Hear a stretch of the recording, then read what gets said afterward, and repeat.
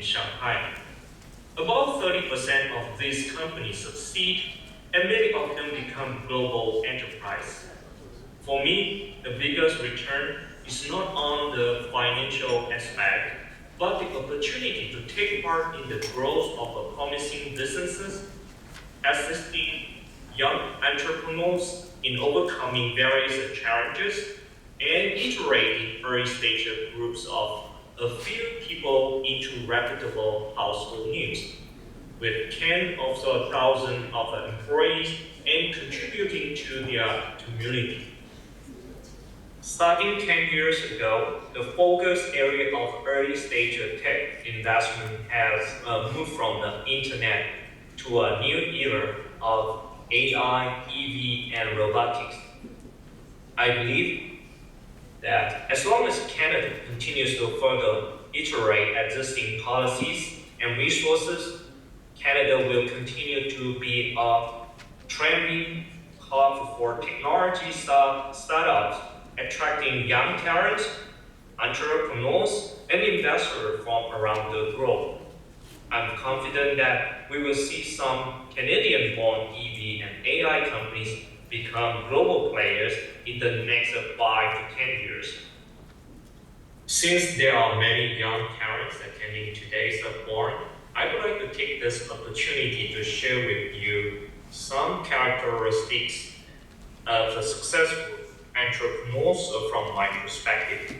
Frankly speaking, entrepreneurship is a very challenging domain. The success rate is as low as not even 10%, but the social contribution and the financial return could indeed be phenomenal. From my personal experience, there are several characteristics which define successful entrepreneurs. They have vision and passion. When they start their business, their big dreams is usually to improve and enhance the current living environment of themselves and others, as well as bring positive change to our shared world and future. If the intention from the start had been to just become wealthy, this business would hardly ever succeed.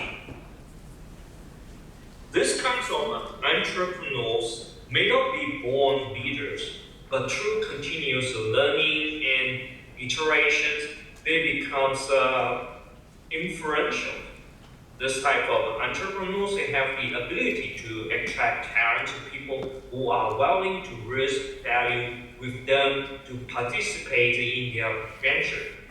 This is also an important consideration for venture capitalists like me and angel investors when they make the decision of whether to invest in these early stage entrepreneurs. They actively listen to and learn from other people's suggestions, combine it with their principles, and gradually integrate them into their own way of thinking. They are thinkers who have their own opinion, and they are not copycats. They may not have graduated from a prestigious school, but they are experts in their specific field. Therefore, they have the confidence to publish and even share their research results to become a mentor to many people. They don't shy away from challenge because for them, every challenge is a rare opportunity to improve. Since I can communicate with you via video today, I will refrain from elaborating on relevant cases, but there is really much more to discuss. I hope to have the opportunity to meet and communicate with young talents from OTLF in the near future and learn from each other's ventures together. Meanwhile, today's panel discussion, Can Canada Have Its Own Test, is a really interesting topic. I believe you are eager to start the panel discussion. In fact, 2 decades ago, Elon Musk, the founder of Tesla, studying at the Queen's University in Kingston. I often wonder, had he stayed in Canada, whether the world's first EV would have still been born here. How can Canada keep these ambitious young entrepreneurs in Canada, but also give them the opportunity to fulfill potential and realize their Canadian dreams? I would love to learn from the professionals in today's panel discussion. Thank you again. I look forward to meeting you all in person soon. Enjoy the panel discussion.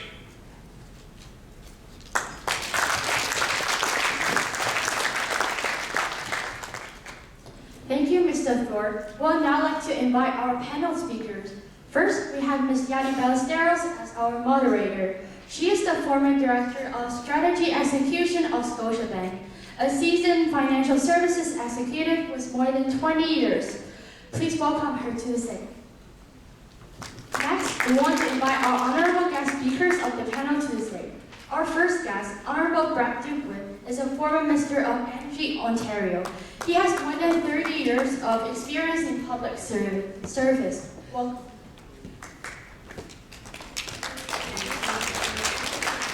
next, we have Dr. Galraz as our second guest speaker. Dr. Galraz is the former Associate Dean of Research of Ivy Business School, Stanford PhD in Supply Chain Management.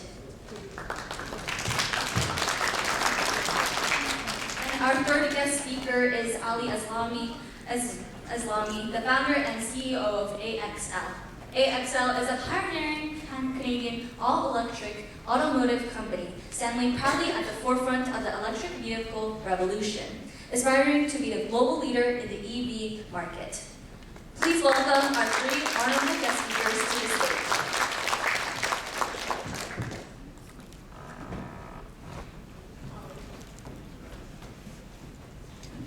Thank you, everyone. I hope everyone is as excited as I am to be here. Not for me, but to see all these you and this accomplished panel of experts in the electric vehicle industry. Today, the idea for us is to help answer, can Canada become the next Tesla? And for that, we have experts, business experts, experts in research and supply chain, and also experts in government policy, and also I said also in entrepreneurs. He's also an expert in planning and perhaps can give us some tips on how can we get money to support this youth. With that said, we're going to start the panel with Ali Aslami. Ali is the expert on the business portion of the forum. Ali, what we want to know from you is what are the challenges and the opportunities that you have faced or that you have navigated in Canada? And also, if you can tell us, why do you choose luxury vehicles? Thank you. Thank you for everyone. Once again, Happy New Year, Happy New Year to everyone. When we started the company, and just by way of a background, I felt that Canada needs to have its own car company. And with the direction and the responsibility that we all have for climate sustainability, we felt that it was important that we all need to contribute. And we believe that for every electric vehicle that's on the road, there's more or less gas cars that's contributing to pollution, that is essentially creating all the global warming issues that we're seeing and facing today. We started the company a few years ago with the vision that people need to have more choice. Canada needs to have its own car company, and that we need to offer a vehicle that people would want to make the choice. So a lot of people would see that they have a responsibility and they will contribute. Canadian electric car sounds very interesting, sounds very sexy, but what's interesting is that you have to make people that would want to switch from a traditional car brand to a new electrical car player, and especially in Canada. So this is what drove us to essentially establish the company. And I was actually listening to Dr. Redisic, but mentioning that Elon Musk, when he started the company, the money wasn't an issue. Actually, I just heard about that right just now. I didn't know about this. But in almost every meeting that I go to, I always say that I created this company not to make money. I created the company because I feel that we need to contribute. And I felt that when I started the company, I was in a great position with respect to years of experience as a former international investment lawyer, working in the automotive sector, studying computer science at the undergrad, and essentially learning industry in an international scale to be able to create a brand that could be a global EV brand that could be and that perform common brands and essentially popular brands like Tesla. So this is what drives me to start this mission. It's been challenging. It's been a lot of back and forth. But I can tell you guys that we actually have built our first prototype, which is an SUV, and we are hoping that we'll get ourselves into production by end of next year. Excellent, thank you for that. So on that note, I think you touched upon about environmental issues and climate change, and we talk about sustainability. So, Mr. Tugoi, what do you think about, you are probably aware that there was, from the government back in December, the ambition to get by 2035 to move everyone to electric vehicle. Do you think that's feasible for Canada, and how can we accomplish that? Well, yeah, I think that's a really good question. And I got to tell you, I don't think anything's impossible in Ontario or Canada. And I'm not like, I could be a skunk at the garden party very easily here and tell you all the challenges in front of us to try to get us there. And Ali, you are the hero in this room, man. You're the guy putting yourself forward to try to build something from nothing here in Ontario. So you're the guy that deserves the clapping here. I'm just a kid from Scarborough who had the privilege of being able to do what I love to do for 26 years and go on to continue to do in the private sector things I love to do. I probably had no right to do it. I grew up in a small, middle-income, lower-income family. And because of my belief in myself, which I could see all the young people here today have, passion, which Ali obviously has, for trying to make a difference in the world, and the ability to work really hard, because you can't get by without that. I was able to, with Reza, transform a number of things in Ontario. So I just wanted to add that on, because I know people have been sitting here for a long time listening to people speak, and I thought maybe I should try to personalize this a little bit. I think anything is possible. I think our single greatest asset in getting us to our objectives in 2035 and beyond is the next generation, is what the professor had said earlier on, our talent. As economic minister, I long recognized it was our talent that helped us become one of the fastest growing economies in the world back in those days. It's our talent today that gives us the opportunity to compete and win in the global economy. Look, it's not easy. Growing a company in Canada is not easy. Getting access to capital, very, very challenging here. Our biggest challenge isn't our talent, because I was saying earlier to our table, our engineering grads are the second most sought after in North America, next to Berkeley, and that's a huge feat. That's something we can all be very, very proud of, and that speaks well of the next generation. Our challenge is not getting good companies that are starting up and trying to scale here. Our big challenge, and what we're not very good at in Canada and Ontario, is getting those companies up to the multinational global level. And that's where we lose folks like Ali, not because he doesn't want to be here, but because he can't get access to Canadian investment and capital, and he has to get it from somewhere else, and sometimes that draw is enough to pull him away from here. So I would say, yes, we can meet those goals. I would say it's going to be very challenging, and I would say as well that, not that I'm a former politician, so I'm obliged to speak a lot, but I would say that Reza and Reza, you might agree with me on this, in some ways, as much as we've accomplished a lot over the last 20 years in growing our innovation agenda here in Ontario and Canada, I can't help but say and think that my generation has failed this next generation. we've put you really behind the 8 ball when it comes to global warming. And some of that has been because we just haven't been willing as a generation and the previous generation to us to make the commitments, to endure the hardships that we should have made to ensure that that issue's not an existential crisis like it is today. So we have no choice but to strive to make that 2035 goal. And I believe we can do it, but it will be these young people here in this room, rather than old guys like me, that are probably going to be the solution to that. Thank you, Mr. Dubun. Very good points. I will say that from these key things that stuck with me: talent, finding that is going to be a challenge, and obviously be able to compete with global trends. To that point, Dr. Ras, what do you think we need in Canada to be able to compete with, let's say, China, with the low-cost vehicles that they have right now? So I'll start like my friend and colleague here. I would say, I grew up in Tel Aviv, so in the kind of north of Tel Aviv, so in Israel, in the startup nation.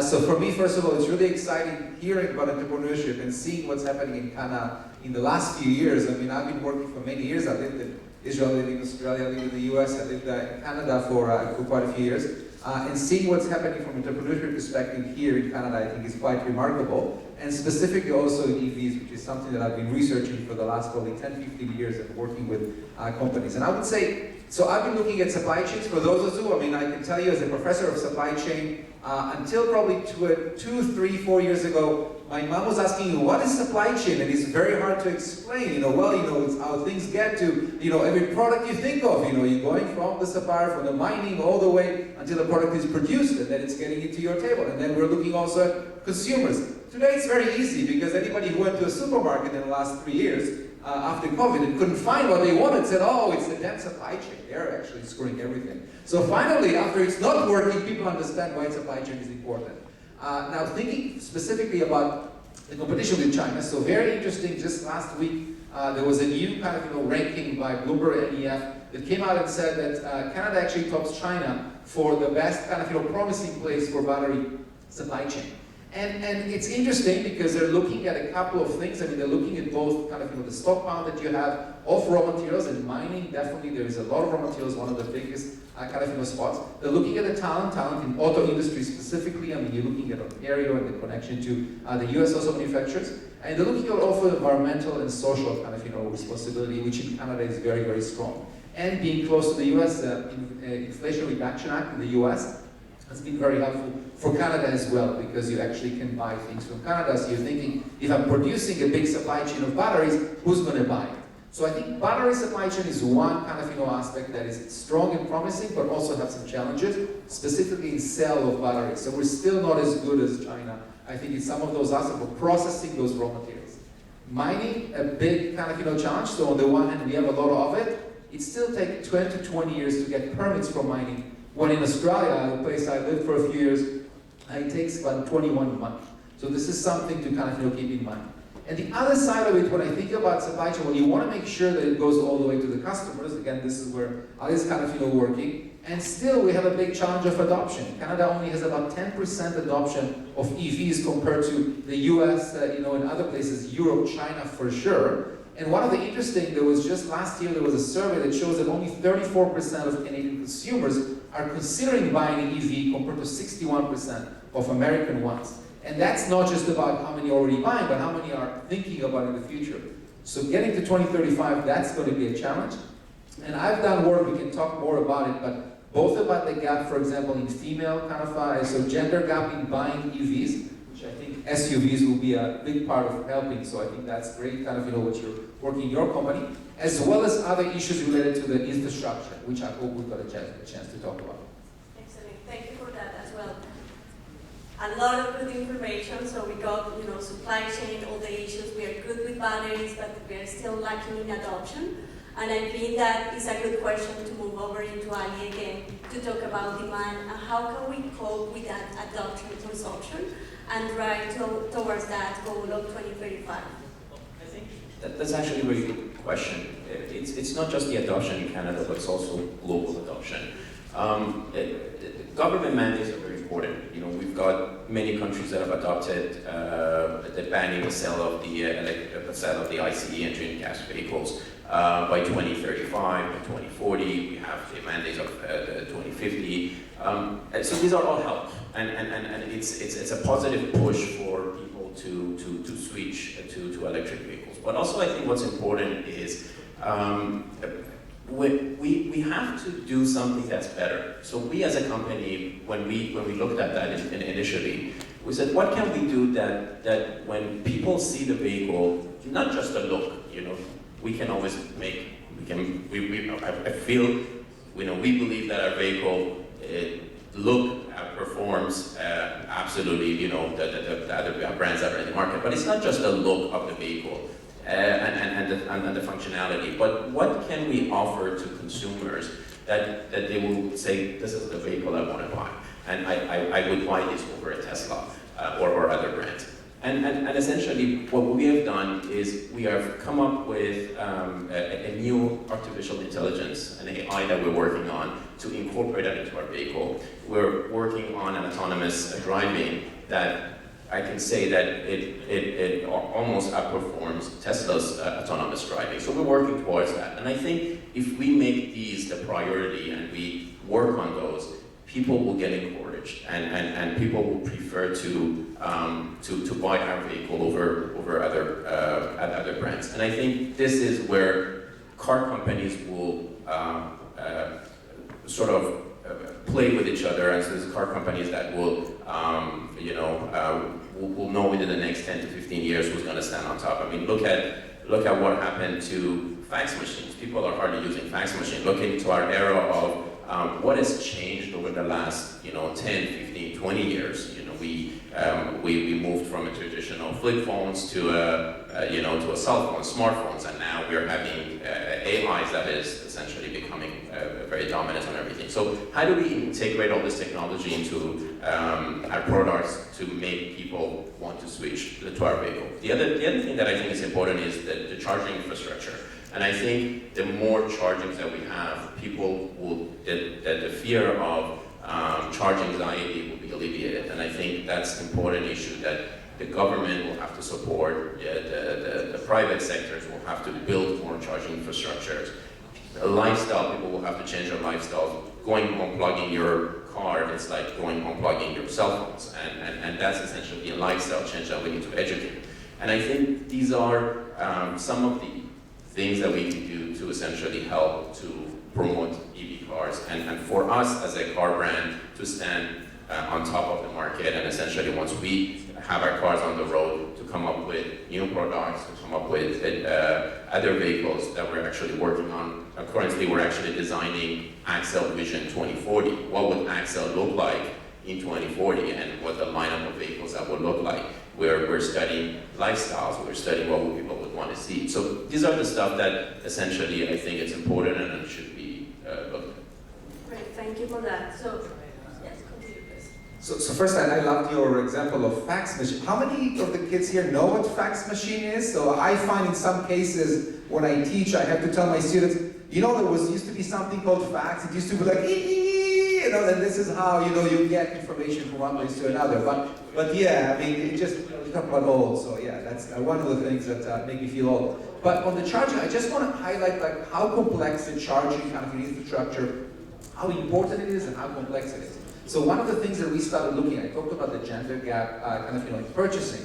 That's true both because of the type of cars that we have. So a lot of usually females make decisions about buying for families. There's not enough SUVs or cars that might be more family type. The other issue, there are some safety issues related to charging, which I think is really important to understand. Where do you have the charging? So charging at home is great. You still have places like rural areas and a lot of apartment buildings where you cannot charge at home. And there's no rules. So some countries actually have rules about you have your apartment building, you have to be allowed to put a charging even if you're the owner of the apartment, for example, doesn't allow it, right? So we have a long way to go, I think. I thought 10 years ago when we had ranges lighting, I thought with the ranges increase and we definitely have cars able to do so much more today. But it's still not enough for people when you have to drive from Toronto to London. I see people coming to visit us at Ivy and they're not able to come back. They have to find charging, and there's not a lot of charging in the London area. So And I think that's excellent because it takes me to the next point. So I do want to continue to close on the adoption from a government perspective, what we can do. But I also think going back to the target of the 2035, somehow, either with private capital or with government capital, we need to close that gap on the charging and the infrastructure because it's a challenge right now, right? At 2035 looks pretty close when we think about how are we going to get this infrastructure across Canada if the target is zero emissions, right? So to that point, let's close on the adoption point first, and then let's continue on the topic of infrastructure. Well, I think one of the challenges in places like Ontario and certainly Canada is we have a lot of our population in remote areas as well. We're such a big country. And you think of somebody living up in Elliott Lake or something like that that's got to drive thousands of miles to get to the city. I'm not sure that we can say that the technology is there yet for something that can accommodate somebody like that. So until that technology gets to a point where somebody in rural communities like that can be fully served, I don't think we can say 100% adoption is quite possible. But that being said, the charging infrastructure is really important. Range anxiety still exists. It's not just the ability to find a charger as much as the time it takes to charge. We work fast. We live in a really fast-paced economy and fast-paced society. People don't even want to stop at a gas station to pump gas into a car, let alone have to charge for half an hour or however long. Sometimes it takes longer than that. So there is that practicality. My view, technology is evolving so darn fast that by 2035, I really think we're probably that's not going to be the problem. I have a couple concerns that people don't talk about enough. One is affordability, and I think, Ellie, you're doing everything you can to deal with affordability. If it's not already the case, it will soon be the case that electric vehicles and gas-powered vehicles are about the same in terms of cost. And when you start factoring in maintenance and things like that, yeah, sticker shock. Yeah, so there's a bit of sticker shock, but when you look at the long-term costs, you're right. I think you can make a case that electric vehicles are a good deal for consumers. Governments, like the federal government's putting billions of dollars into programs to provide subsidies for people who buy electric vehicles. When Reza was in cabinet with myself, we had some very, very robust programs. Actually, I think we're leading the country in terms of incentives, but they vanished for about the last 5 years or so. So they're not there. It'd be nice to get those back because that does help customers make that decision. You know, $5,000 from the feds, $5,000 from the province. It's $10,000 off your sticker price right off the bat. So that's helpful. But going on to another concern that I have as a former energy minister is I'm not convinced at this point in time that we have a plan in place in Ontario where there's going to be enough power to be able to power the electrification that we're heading towards. And God help us if buildings change their infrastructure and electrify. Industry's doing it, mining's doing it, electric mines are becoming the thing. The steel industry is decarbonizing. Consumers are going to adopt electric vehicles, and it'll happen. It happens slowly, and then it'll happen fast, like all technologies, right? It'll adopt, and it'll be the thing, and by 2035, that may well happen. But what if we're not ready with our power system? And we've got to tell everybody, oh, hold on a second. You can't charge your car, you can't use electricity for your building quite yet, and you can't power that mine quite yet because we don't have enough power to meet demand. So, as the younger people are here, if you want to put pressure on your public representatives, that's one thing to ask them. Are they putting the planning that they need to put in place to build up energy generation and build a smarter energy grid? And I can tell you as a former minister, we're not there. It's well-intended, I'm not criticizing, I'm not being political, I'm not, the government's working on some of this stuff, but the plan is not in place to get us where we need to go by then. And that to me is a big concern, because that would be a horrible failure. If everybody else came online, you worked your butt off to get a company going and you're becoming globally competitive, and we can't pump our vehicles here because we don't have enough power.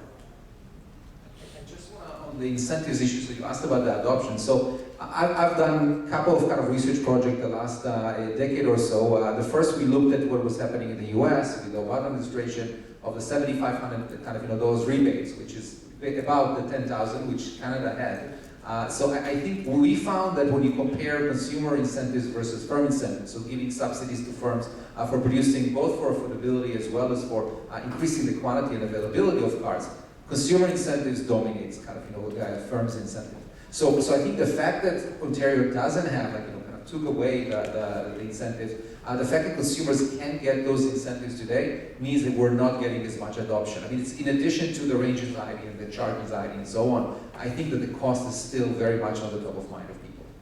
And I think that's a great point, because it's not only what the industry is doing to get there, or the government means on targets to get there, it's also how can we facilitate the road for everyone to get into that point, right? So on that point, on incentives and grants, you were talking about we know that initially we have some for regular people getting into electric vehicles, but I was a bit confused about there's electric vehicles and hybrid vehicles, and we were giving the incentive for both of them. So people don't change their vehicles as often as we think.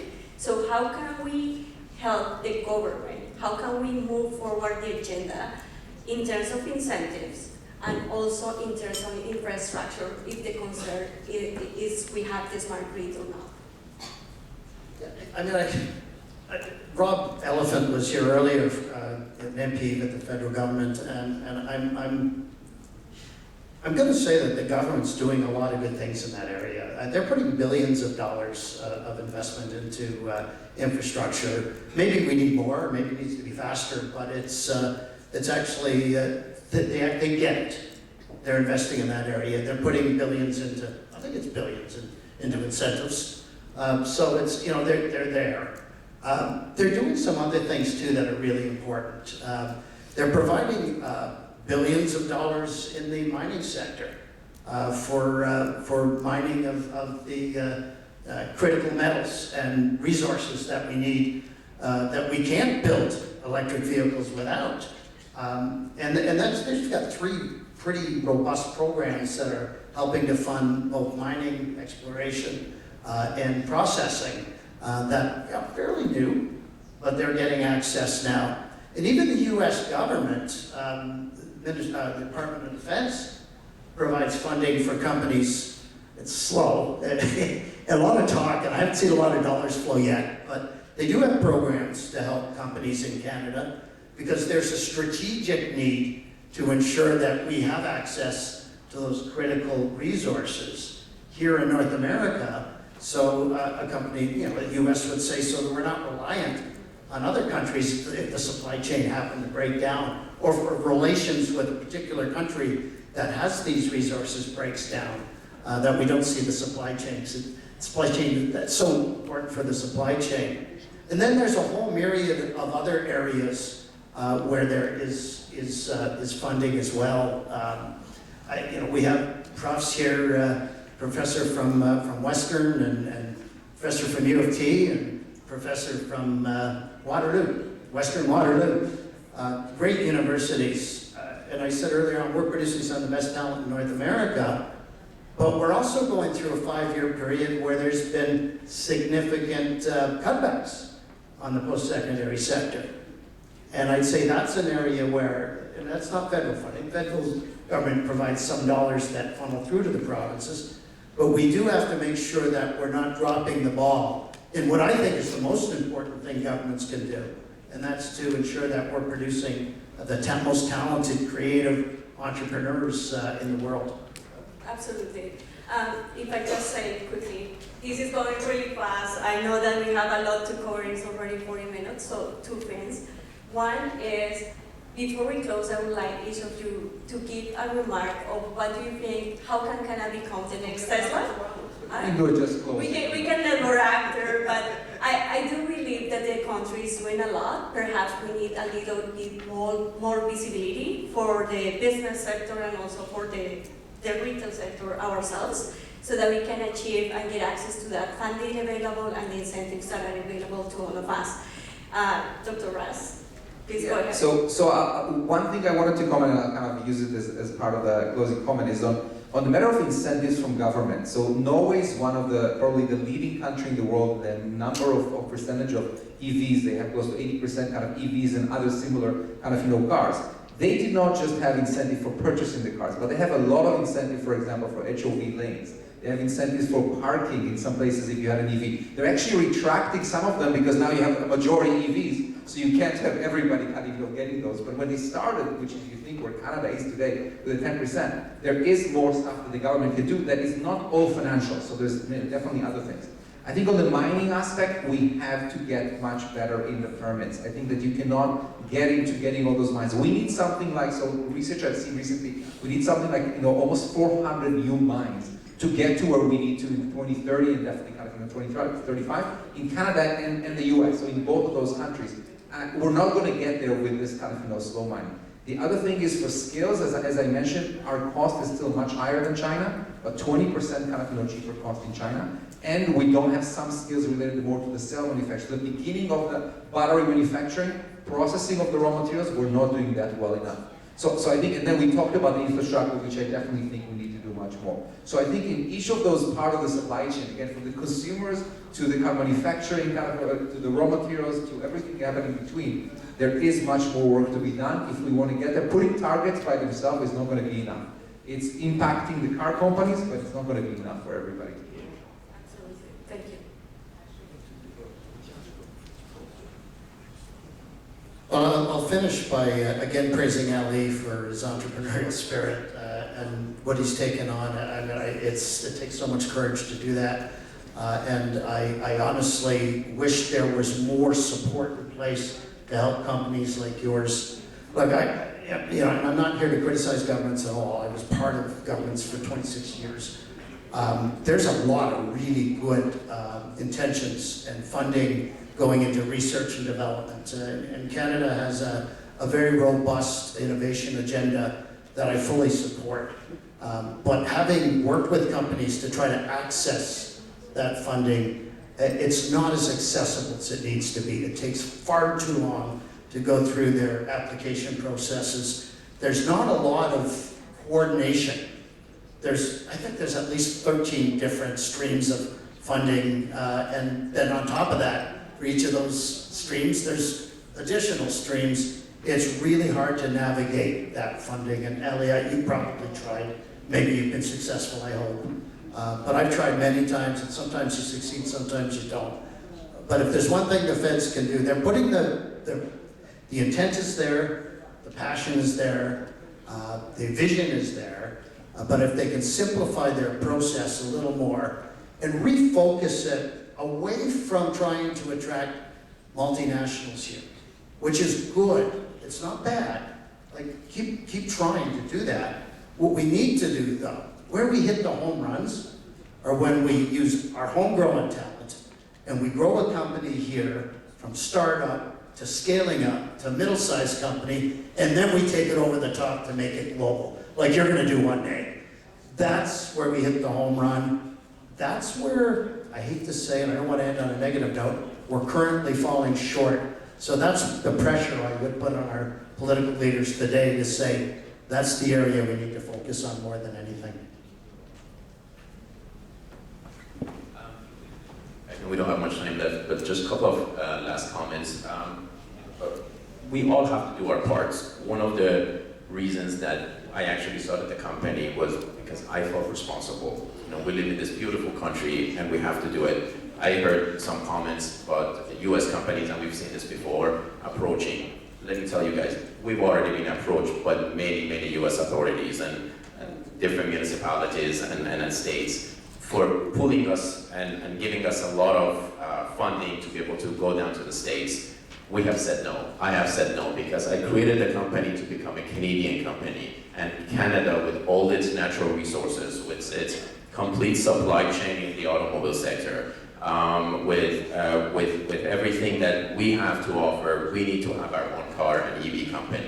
And I also wanted to say for all the teenagers and all the youth people that are here today, and I say this to my daughter all the time, and she's 10-year-old, and she actually attends HTS with some of the students that are here today. I always tell her, everything in the world is created twice, once in our mind and second in reality. So if you can imagine it, we can make it. This is how I started the company and how I'm building this company to become a global EV player. Imagine we live in a galaxy of almost 20 billion planets. 20 billion is a phenomenal number, and we are the only evidence of life in this planet. That comes with a huge sense of responsibility. We all have to do what we can to save our planet, to take care of our planet. So I ask all of you to go ahead and actually follow us, in our social media, to actually make reservation, get involved with our company. You guys can all reach out to us, and we actually are interested to provide mentorship.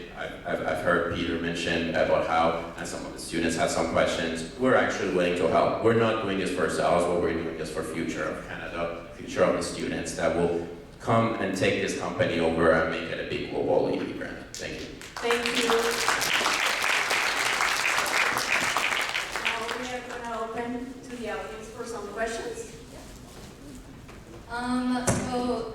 So the panel is now open to any questions by the audience. If you have any questions, please raise your hand and we'll get a microphone to you. First, the gentleman at the back with the white shirt.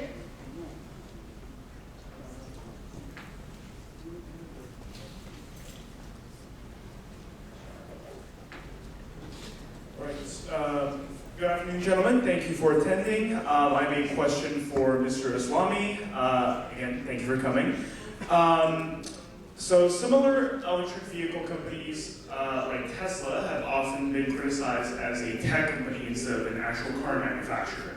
And I believe in a lot of people's minds, electric vehicles and things of the like are still a matter of novelty instead of like the old-fashioned idea of a car. So what would you say is some steps that you can take in order to make it seem like a more commonplace item instead of like this new novel thing that still needs to go through a lot of tests and development phases before it becomes more commonplace, essentially? Thank you. Thank you. That's actually a great question. I think one of the biggest barriers to EV adoption is the price point. So what we actually try to do is to save, to reduce the price and essentially offer a vehicle at a price that is considered affordable. We have to do what we can to bring the price of the electric vehicle at par with its gas peers vehicle. Of course, in the long run, it will be cheaper to have an electric vehicle because you don't have to pay gas, hundreds of dollars per month for gas. But I think it's creating the balance. It is a tech. We're seeing a trend that the electric vehicles are taking that you see it's a tech or iPad on wheels. That is a term that I hear all the time. But essentially, it's a balance of providing a quality automobile, providing a quality vehicle to consumers, but to ensure that it has the up-to-date technology that the people and the new generation would want. And I think this is the balance that we need to create, and that's what we're working on in Axel. Thank you. Does anyone else have any questions? The gentleman right in front of him. Yeah, black shirt. Thank you. So this might be a little controversial, but electric vehicles are for the environment, right? And I heard something about 400 miles and extreme mining. So what do you think the impacts will be on the environment? It is a good question. And look, if anybody tells you they can open a mine and there's no environmental impact at all, they're trying to sell you something that doesn't exist.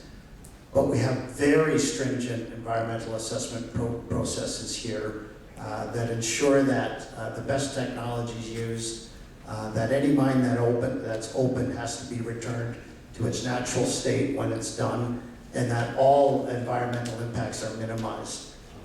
What I would say to you is it's not an all or nothing proposition, because if we don't get access to those resources, we'll have to stay carbonized. We'll have to stay on gas-powered vehicles.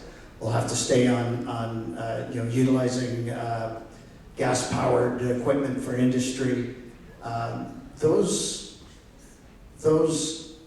minerals and resources are critical to us getting off of carbon, so it is a case. It is a case of a balance, making sure we do it right. We have a challenge, though, and I agree entirely with you that our current system for permits is way too long, way too plodding. And it's impractical. It's the biggest challenge for us getting to those resources. And when somebody's going to get to those resources somewhere in the world, and we want to be part of the entire clean tech supply chain. And we don't want to miss out on that opportunity either. So we have to find a way to shorten the path to approvals of mines in a way that doesn't impact the environment. And I'm 100% confident we can find ways to do that. So I just want to put it in the general context, because you talk about the environmental impact. So overall, transportation is about between 25 and 30% of GHG emission, right? So CO2 emissions, worldwide. In Canada, it's about 23%, or at least was last year.